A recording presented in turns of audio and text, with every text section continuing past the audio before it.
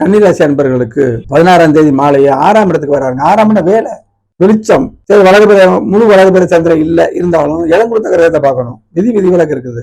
அந்த செவ்வாய் குரு பார்வையில் இருக்காரு.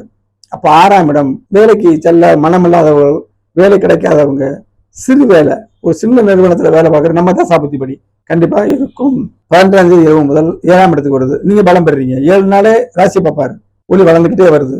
அப்ப 7ஆம் இடம் ஒரு நட்பு, ஒரு நண்பனால சகாயம், ஒரு சொந்தக்காரோட உதவி, கூட்டு தொழில், அதுல ஒரு நல்லபடியா இருக்கும். சிறு தொழிலா இருந்தாலும் பங்கு தொழில் பெரிய பிரம்மாண்டமா செஞ்சாதான் பங்கு வருத்தம் இல்லை. சிறு பெட்டிக்கடை 2 பேர் சேர்ந்து நண்பர்கள் சேர்ந்து வச்சாலும் அதுவும் நிறுவனம் தான். அதுல ஒரு சிறப்பா இருக்கும். வார கடைசியில சந்திராசிரமம் ஆரம்பிக்குது. கவனமா இருக்கணும். எப்போதும் ஒரு மாதிரி சந்திராசிரமம் பயப்படக்கூடாது. முக்கியமான முடிவுகளை தவிர்க்கணும். அதாவது அவசியமில்லாத முடிவுகள் நம்ம இழுத்து போட்டு செய்யக்கூடாது. தவிர்க்க முடியாத விஷயங்களுக்கு ஓர பார்த்து செய்யணும். அவ்வளவுதான். சரி, குரு பகவான் 10ஆம் இடத்துல இருக்காரு. தொழில ஒரு வெளிச்சம்னு அர்த்தம். வெளிச்சம்னு பாத்துக்கோங்க. குரு வெளிச்சம், சனி இருட்டு, ராகு இருட்டு. அவங்களுக்கு கிடைக்கக்கூடிய சுபத்துவ பாவத்துவத்துல பலன் இருக்கு. சரி, கண்டக சனி 7ஆம் இடத்துல, 7ல இருந்து ராசி பார்ப்பார் இல்ல. சனி நல்ல கிரகம் இல்ல, உடல் அழுப்பு எல்லாத்தையுமே கொடுத்துக்கிட்டு இருந்தாரு. இப்ப சுக்கிரன் சுபப்படுத்துவதனால நம்மளை பின்தங்க வைக்கிற அமைப்புகள்லாம் பெரும்பாலும் குறைஞ்சிருங்க. குரு பகவான் ஜூன் மாதத்துல இருந்து 2007ல இருந்து அந்த 7ஆம் இடத்தை பார்க்கும்போது கண்டக சனியில நம்ம பாதிப்பு, வாழ்க்கை துறை பாதிப்பு எதுவுமே இருக்காதுங்க. நிம்மதியான வாரம்.